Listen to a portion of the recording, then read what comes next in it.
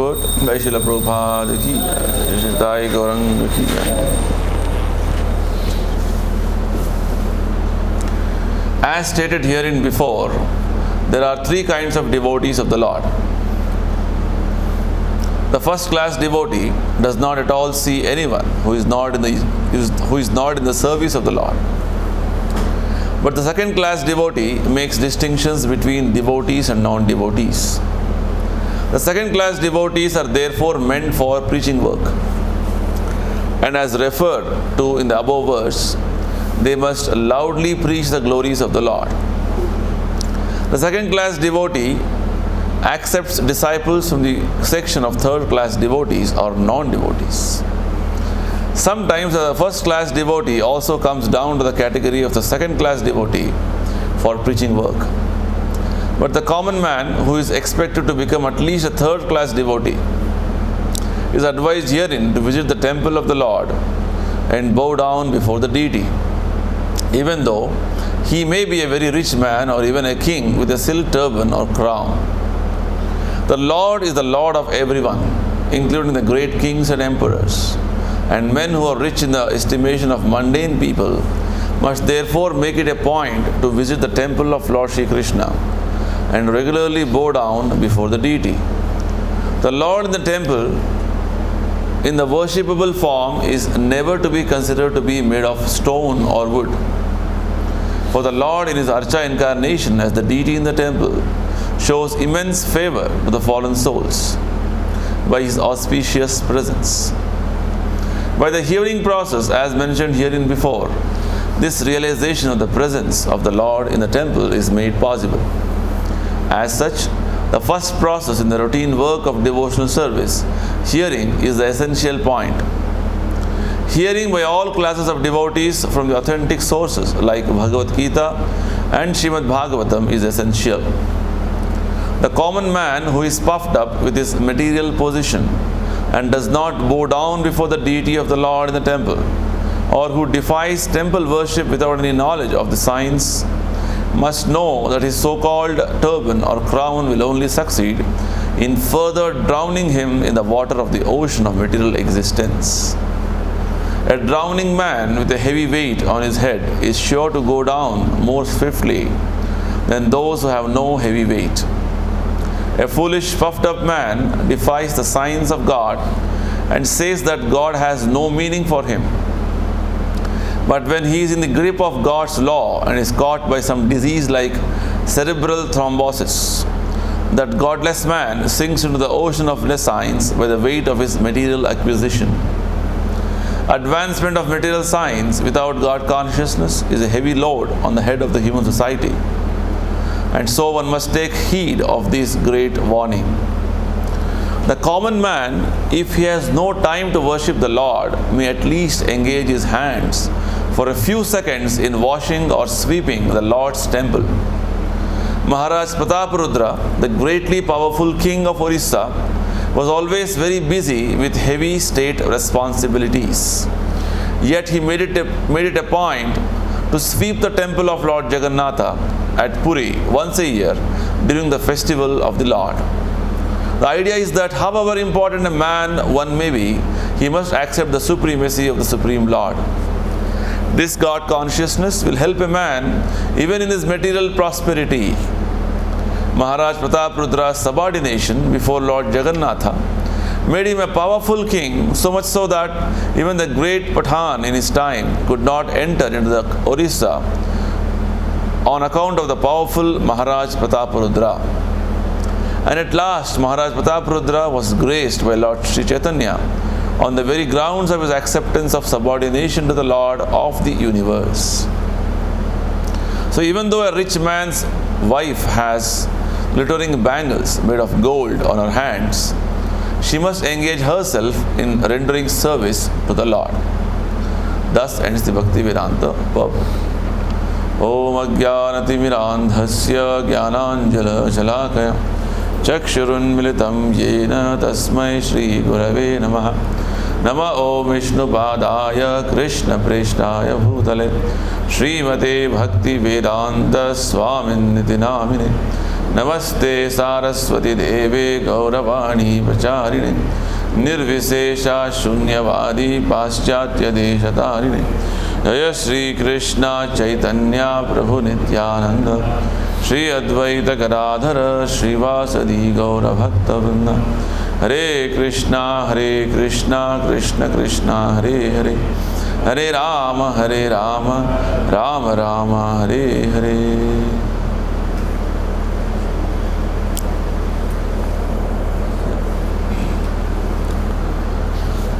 So this verse is spoken by whom? Who is speaking to whom? Shukadeva Goswami. Shukadeva Goswami is going to start from next chapter onwards. Sutta Goswami. Since you are not following that line of discussion, what is happening? Shaunaka speaking to whom? So, the verses of Bhagavatam have to be, understood in the right manner with regard to who is speaking to whom, in what context, so that we can appreciate the subject matter nicely. So here, Shaunaka Muni, after hearing from Sutta Goswami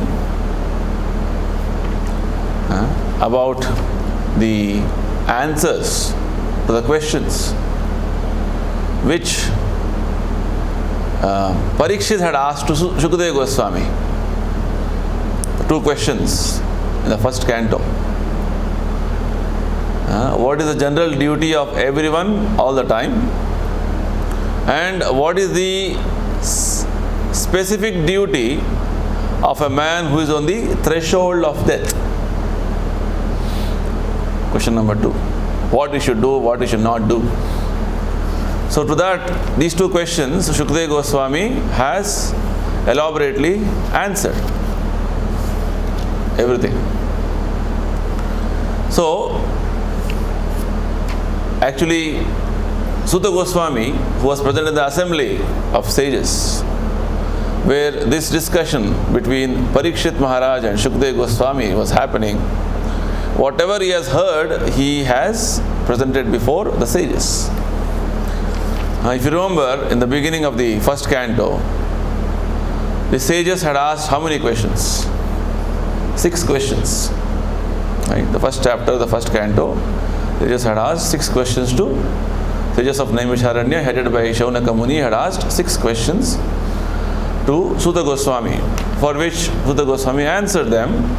And while answering them, there are so many other subtopics, questions which came, and Sutta Goswami started answering them. In that context, Parikshit's birth, Parikshit's activities, all this was discussed. So now, Shaunaka Muni is further requesting Sutta Goswami that what did Parikshit Maharaj again inquire from him after hearing everything from the great sage Shukadeva Goswami.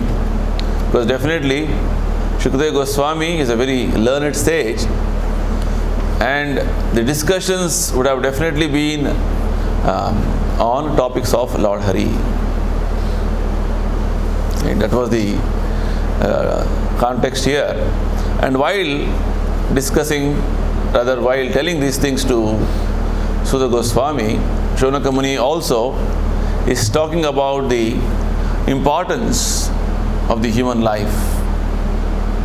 Right? If you remember a few verses before, Shaunaka Muni was telling that how sun is taking away everyone's life with every rising and setting.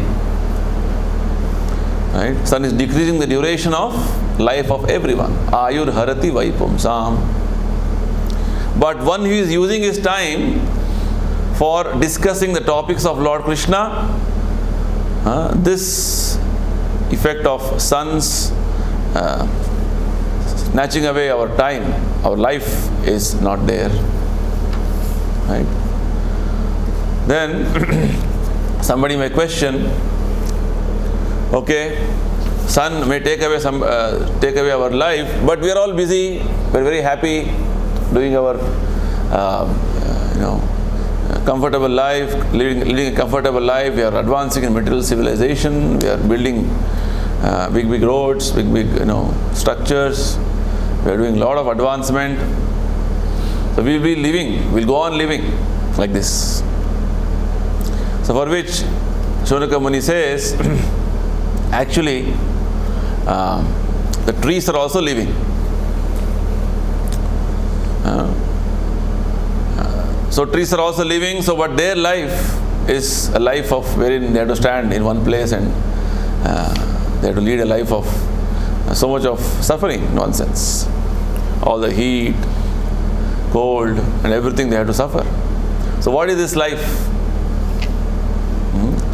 Then, no, we are breathing, no, we are all living entities. So Shonaka Muni says, even the bellows of the blacksmith also breathe. So what is the big deal about your breathing? No, we are all enjoying life, having sex nicely. So Shonaka Muni says, all around us there are so many beasts, dogs, cats and so many animals.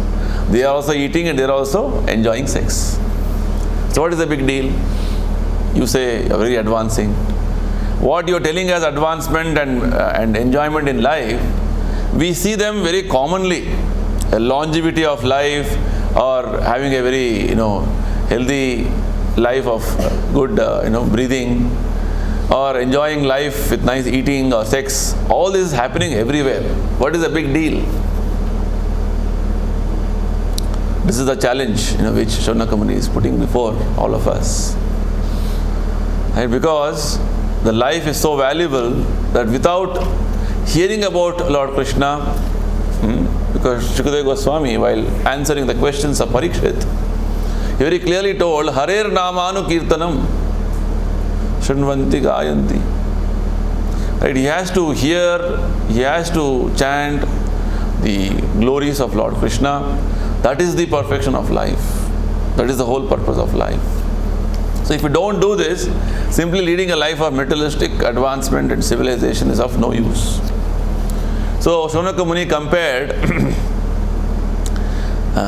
men or people who are not interested in performing any bhakti to different classes of animals. Shvavid varahostra kharaihi. He gives 4 classes of animals. He gives a list of 4 classes of animals. So these 4 classes of animals never listen to the transcendental pastimes of Krishna. Na yat karana pathopeto jatu nama gadagrajaha. What are the 4 classes of men? Shva means a dog, Vidvaraha, a hog, Ustra, camel, and Kharaihi, asses. So different people in the material world, all the human society, can be categorized as these different animals. They are only having a human body, but actually they are leading an animalistic life. It's a very strong comment which Shonaka Muni is making, because if you are not Krishna conscious, or if you are not endeavoring to become Krishna conscious, you are an animal. This is what Shonaka Muni is telling. And such animals elect one more bigger animal as a leader to lead them, because animals are only interested in sense gratification. Yesterday's Bhagavad Gita class, Prabhupada was telling, animal life means sinful life. Man also, if it doesn't lead a life of Krishna consciousness, it is a sinful life. Like this, Shonaka Muni, he is trying to tell us how important it is to hear about Krishna, chant about Krishna, by telling the purpose of human life, the value of human life, and what is happening in the human society. So in the previous verse onwards, he is comparing How? Because the living entities are all like animals, they are not interested in Krishna consciousness. Prabhupada is telling in the purport, one of the purports, Srimad Bhagavatam's categorization of the common man without any spiritual enlightenment into the society of dogs, hogs, camels and asses is not at all an exaggeration. Right? The Bhagavatam openly declares that although a person may be a great leader of such dogs and hogs, disguised as men, if he does not taste for being enlightened in the science of Krishna, such a leader is also an animal and nothing more. He may be designated as a powerful, strong animal or a big animal.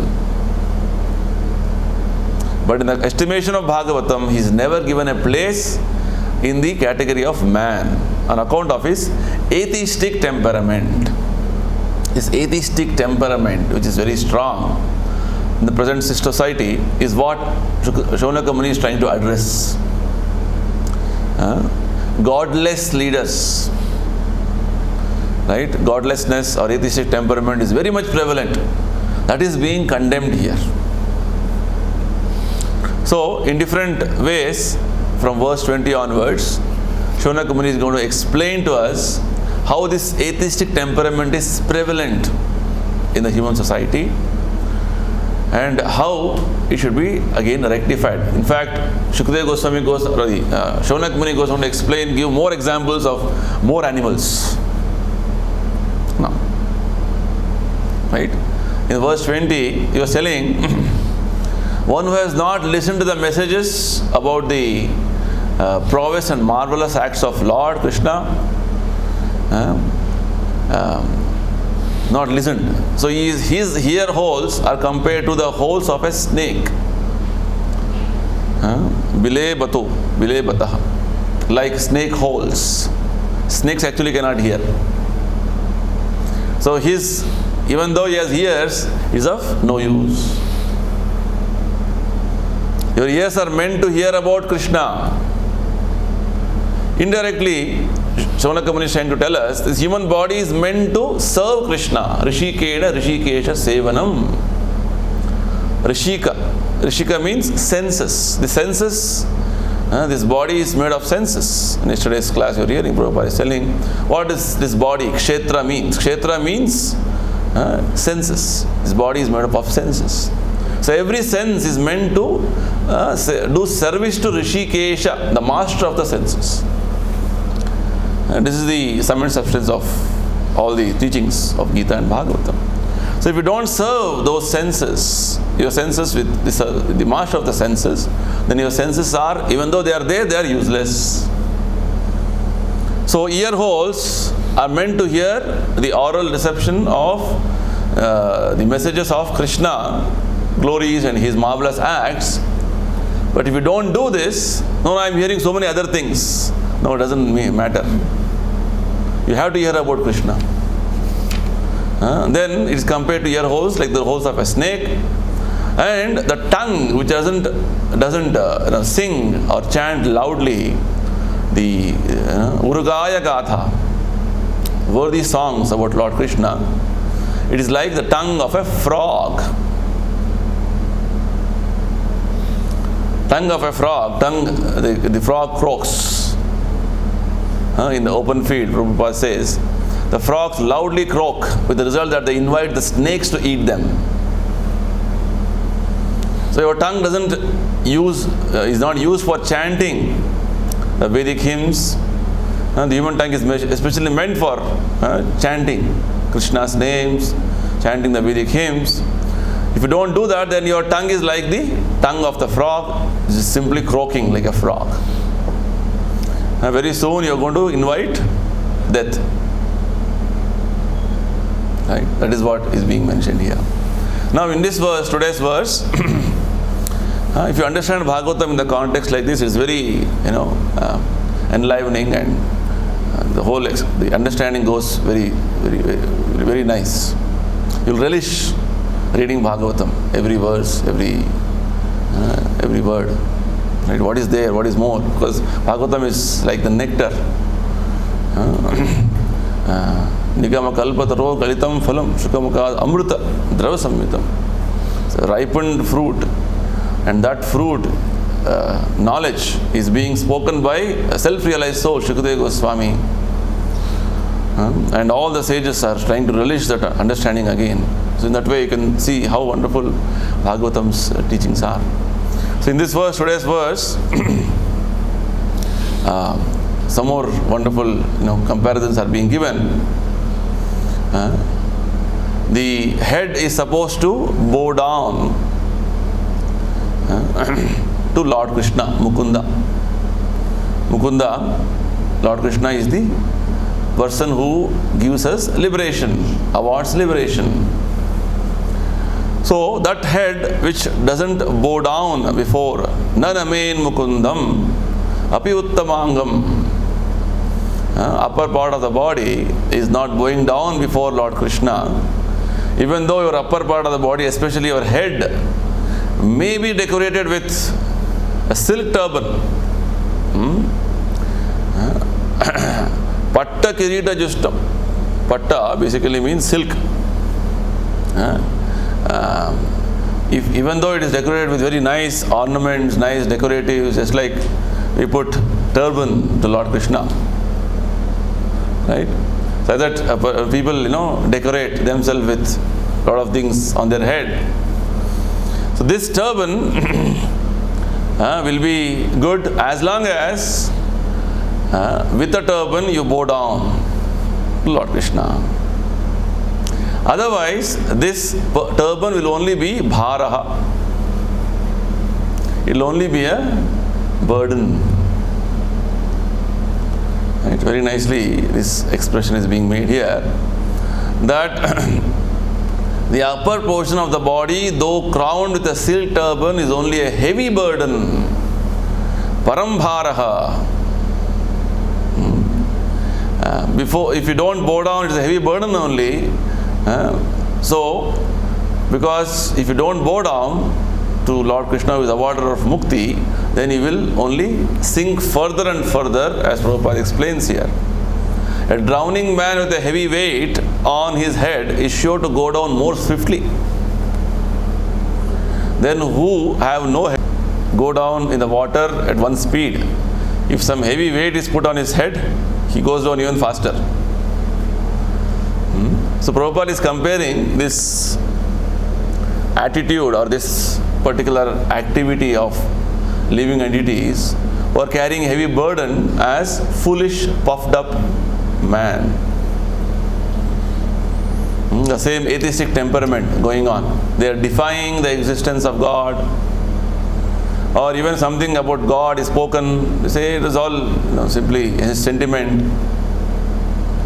right? No meaning, doesn't make any sense for me, right? But he doesn't know that he is under the strict, stringent laws of nature, which is actually God's nature. Prabhupada says, when he is in the grip of God's law and is caught by some disease like cerebral thrombosis, that godless man sinks into the ocean of nescience by the weight of his material acquisition. This is one perspective which Prabhupada is trying to explain to us. How when you are in your atheistic temperament has gone to such an extent that you defy the existence of God, you don't believe in anything, and you just go on in your material pursuit of life, that itself becomes a sort of a burden for you. One more perspective which Prabhupada gives here is about the advancement of material science without God consciousness. Right? So advancement of material science without Krishna consciousness or devotion to Krishna is a heavy load on the head of human society. It will only cause destruction. Anything what is happening in human society should be it should be for pleasure of Krishna. Yagnarthat karmano anyatra lokoyam karma bandhana. This is the principle which Krishna makes in the Bhagavad Gita, very beginning. Any activity which is meant for satisfying Krishna is called yajna. If you don't do that, then it becomes a cause of bondage for you. Bondage, as Shunaka Muni is telling here, will be a burden for you. Right? So burden, Prabhupada says, finally, anything which is burdensome is going to make you, or rather it is going to sink you, or it's going to destroy you. Which means you lose everything. So for here Prabhupada is trying to make us understand how an ordinary person is expected to become at least third class devotee, a common man.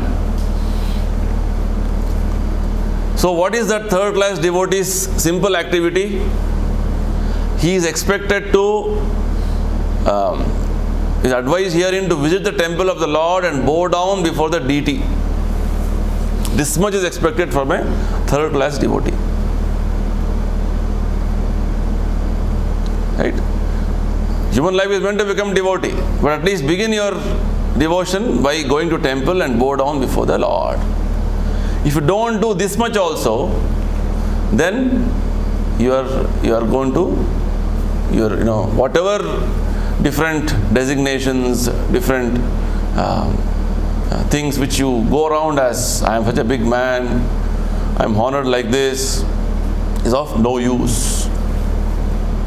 Prabhupada says, even though he may be a very rich man or even a king with silk turban or crown, he has to bow down to the Lord, because Lord is the Lord of everyone, including great kings and emperors.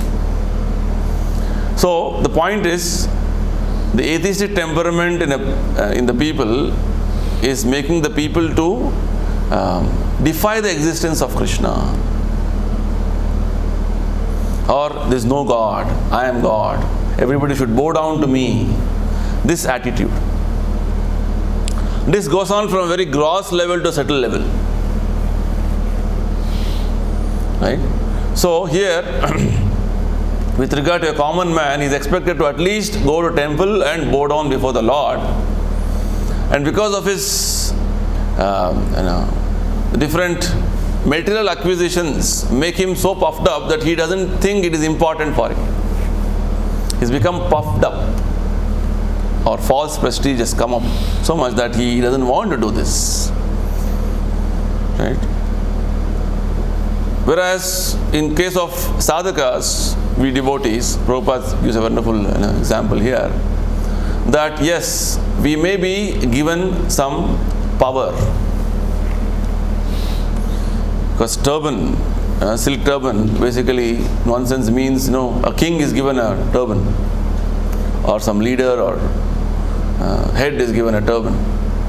Likewise, maybe some power is given to you in your services to Krishna, but you cannot become puffed up, right, by the powers which Krishna has given to you. Forgetting that it is Krishna given, you try to misuse the power, then you will also fall down. This is a lesson which Shuddha Goswami, Shaunaka Muni wants to tell us. Actually, these verses of Bhagavatam are so wonderful that you can start, application of them can be to any person. From, as Prabhupada says, from a third class devotee to a topmost devotee. Because as soon as there is power or there is some opulence or something, the general tendency of a person is to become puffed up. Material prestige goes up. That's why in the Bhagavad Gita 15th chapter, Krishna mentions that the very first thing, qualification required for a person to go back to Godhead is Nirmana Moha. Jita Sangha Dosha. Nirmana means no mana, no false prestige. Trying to be very humble. Understanding your position as part and parcel of Krishna and trying to serve Krishna in that capacity. This is called Nirmana. Whereas everybody is expecting honor for anything you do. As Prabhupada explains in the purport of one of the verses. Humility. Humility means do not expect any honor from anyone. But the material world makes you or rather the way things are created around us is such that we expect respect from everyone. Right? So this is a disqualification in our progress of bhakti. Prabhupada even goes on to say, as sadhakas, we should try to realize that Lord Krishna's form, who is here, standing in his wonderful feature, Archa incarnation, this Lord's form is to bestow immense favor to all of us by his auspicious presence. Right? Lord is standing there personally and is trying to bestow favor on us. He is not stone or wood. Right? So this realization that Lord is there personally is not that it will come overnight. Prabhupada says this is only possible when you hear. Hearing process will make you realize the presence of Lord in the temple. And this hearing process is an essential point. And if you remember in one of the verses previously, in one of the purports, Prabhupada was mentioning, chanting Hare Krishna and also hearing Srimad Bhagavatam and Bhagavad Gita every day. Prabhupada stresses this point again. So hearing from all classes of devotees from the authentic sources like Bhagavad Gita and Srimad Bhagavatam is essential. Because hearing Bhagavad Gita, Bhagavatam every day will clear up all that cloud of misunderstanding which we are having in our mind, and it will give so much of clarity with regard to what is our position, what is that I am supposed to be doing. It is again reminding you as part and parcel of Krishna, you are supposed to surrender to Krishna. Whereas the materialistic way of life is trying to make you averse to Krishna, Krishna's service. Right? This is what you can see. A common man who is puffed up with his material position does not bow down before the deity of the temple or defies temple worship without any knowledge of the science. So if we are also, as sadhakas, are not constantly, regularly reading Bhagavad Gita, Bhagavatam, hearing every day, then our situation also will be like this. We don't have clarity on the importance of deity worship, clarity on the importance of hearing the holy name. And then any responsibility is given, any service is given, any power is given, then you will start acting in a different way. Right? It will become a burden. Burden means it's going to cause disturbance to you and everybody else in the community. Shruti Smriti Puranadi Pancharatrika Vidhim Vina Aikantiki Harir Bhakti Utpataya Kalpate. One of the scriptures, Prabhupada quotes this verse, telling that how if you are not strictly following the rules, regulations as given in the standard Vedic literatures, Shruti Smriti Puranadi Pancharatrika Vidhim Vina Vidhi, all the rules, regulations, do's and don'ts you are not following, then your actions will be simply utpata. Utpata means like an upstart. You will be doing so many things which is not in line with the proper understanding of scriptures. Utpataya kalpate. It's going to disturb yourself and everybody. Because the society, the community is meant to follow the shastric injunctions, whatever Prabhupada has given us. So, in that way, even regular activities, regular dealings will become very stressful, burdensome. Right? So, that is the point here, that as devotees, you should understand that whatever services are being given, whatever responsibilities are given, is just for the pleasure of Krishna, Guru Krishna, to carry out those services in that mood and not to become puffed up any time. Right? The next point which Prabhupada is making is about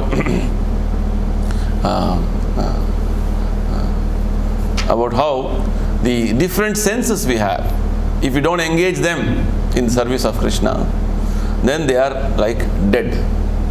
Shavau karau na kurute sapuryam. Here example is given. The hands may be decorated with glittering bangles made of gold. But if those hands are not used in the service of Krishna, they are like those of a dead man's hand. Because the dead man cannot move. So if not engaged service of Krishna, then it's like one of the statements which Prabhupada's Guru Maharaj used to say. If you are not preaching, then you are dead. Right? This is the statement which Prabhupada's Guru Maharaj used to make. If you are not preaching, then you are dead. So basically, the engagement of our senses. How we are doing our engagement of senses. And the first engagement is that we engage our whatever senses we have for service of the Lord. Savai mana Krishna padara vindayor. As the example of Ambrish Maharaj given by Srila Prabhupada in the Bhagavad Gita's purports, very beginning chapters. How Ambrish Maharaj used every sense of his for the service of Krishna. Right? So this is the proper engagement. Service to Krishna is the proper engagement. So as sadhakas, we should try to see how best I can use my every sense in the service of Krishna. That is the point. Here, one nice example is being given about Maharaj Prataparudra. How Prataparudra, Prabhupada very nicely mentions here, the common man, if he has no time to worship the Lord, at least engage his hands for a few seconds. Engage his hands for a few seconds in washing or sweeping the Lord's temple. This opportunity is there in the temple. So, Maharaj Prataparudra, the greatly powerful king of Orissa, was always busy in his state responsibilities, yet he made it a point that every year, during the time of Jagannath Rath Yatra, he comes down and he personally sweeps the road in front of the Jagannath cart or the Jagannath Ratha. Because wherever Lord is about to start off, that portion he starts cleaning. So this is the way, system which has been from ages. Even now the king is doing that. Prabhupada says the idea is, you may be very important man, but you have to accept the supremacy of the Supreme Lord. This is the point. So, Prabhupada says this God consciousness will help a man even in his material prosperity. Ananyas chintayanto mam ye jana paryupasate desham nityabhyuktanam yogakshema mahamya. So Krishna assures that if you are constantly engaged in his service, Krishna takes care of all our spiritual and material needs. You don't worry about what is going to happen. Very nicely Prabhupada mentions about this aspect in one of his lectures. He says,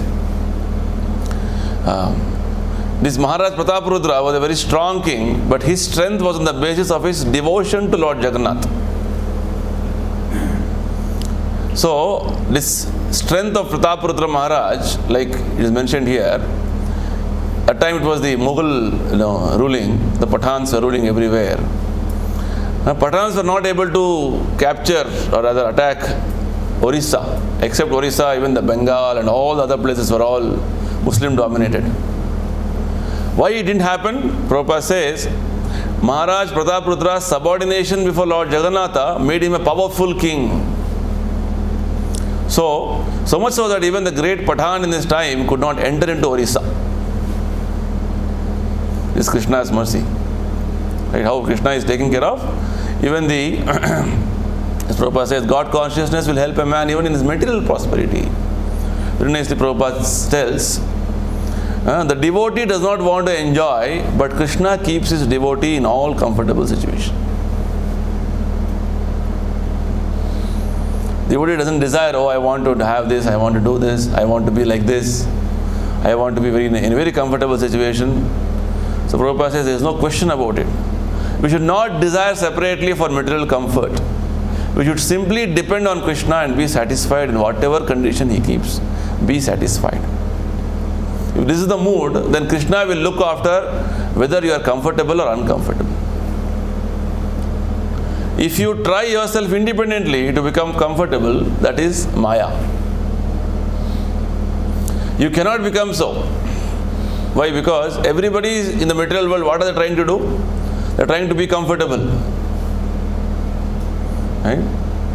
But are everybody comfortable? No. Nobody is trying to become having discomfort. Right? Everybody is trying to be happy. Nobody wants distress. But even then, so many disturbances, so many discrepancies, so many diseases everybody is going through. So Prabhupada quotes the famous Bhagavatam verse that our happiness and distress is, in one sense, destined.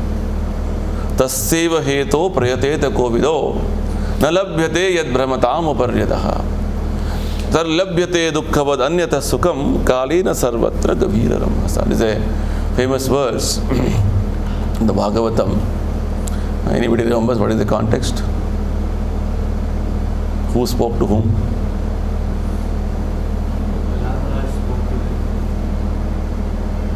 First canto. Yes. Said, so this is Sutta Goswami is telling the assembly of sages. Sutta Goswami telling the assembly of the sages. The sage, only for that purpose to end we should track, which is not available going from top to the bottom of the planetary system. Yes. The sage, and as far as material enjoyment is concerned, it is all distinct. Even animals do. Okay. So everybody, all of us, in one sense, materially speaking, we are having our destiny fixed. As Prabhupada gives the example, you have one type of body, so your destiny is fixed. Prabhupada says, hog, your body is having one type of enjoyment and distress going through. So hog, Prabhupada says, even if you put this hog in heaven, what it will do? It will look for stool. That is how it is destined to. It will not think, in heaven I'll get some different beverage. What is that beverage? Special beverage. Somarasa I'll get or something. No. Because the body is the hog's body, so it will only look for stool. Likewise, materially you may be destined. But what people are trying to do, trying to increase their happiness and decrease their distress. So Prabhupada explains how, even though our material happiness and distress is destined, but the spiritual progress, which is actually, very much available in our hands, which we can always endeavor for that. Right? That destiny depends on you, what you want to do. Your hands and legs can be used for Krishna's service anytime. So that freedom is there for you always. So, Prabhupada explains, Shastra says that don't bother about this so-called distress and happiness. He gives one more very wonderful example. Just like you're running in a train, you have purchased a third class ticket or a sleeper ticket. How can you run on a first class? It is not possible. If you want to run on the first class compartment, then you must purchase a first class ticket. So similarly, we have purchased a ticket according to our body, which means our happiness, distress, in one sense, with this body is fixed. Therefore, Shastra says that don't bother about this so-called distress and happiness. They're already fixed up. If you got some energy, utilize it for how to develop Krishna consciousness. Don't spoil your energy for happiness and distress. So even when we are practicing Krishna consciousness, if this mood of this is good for me, this is not good for me, this type of judgments which you start making. Very fact that we have come here as full-time missionaries is to what? Whatever organization offers me, I am happy. Whatever service they give me, I will do. This is the mood we have come. But we're trying to simply, spoiling our energy in trying to see what is comfortable for me, this service is good for me, this situation is good for me. That is again going in this way of this mood of, how the outside people, karmis, think. Trying to again change your happiness, distress, destiny of the materialistic way of living. Right? So, Prabhupada says this is a mistake. Modern civilization is so foolish. They are simply trying to, for bodily distress and happiness and spoiling the energy which he could utilize for understanding God. That is the defect of modern civilization. Right? So, the point here is, this verse is telling that one who is intelligent should simply spend his energy how to develop Krishna consciousness. Whatever situation it is, how my Krishna consciousness can be developed. That is the whole point. See, when these verses Shaunaka Muni is speaking, it is just to make us or emphasize on the point that our time, our energy is meant to develop our Krishna consciousness. It is not meant to further entangle ourselves, becoming very puffed up with our material acquisitions or material talents and sink down, lose our good sense. Rather use our energy, every bit of our energy. Right? As Rupa Goswami says, every minute, every second we should use it for Krishna's service. Right? So in that way, these verses are telling us the urgency and the importance of the human life and how every aspect of our human life should be used for Krishna's service. I'll stop here. Grantara Srimad Bhagavatam ki jai. Srila Prabhupada ki jai.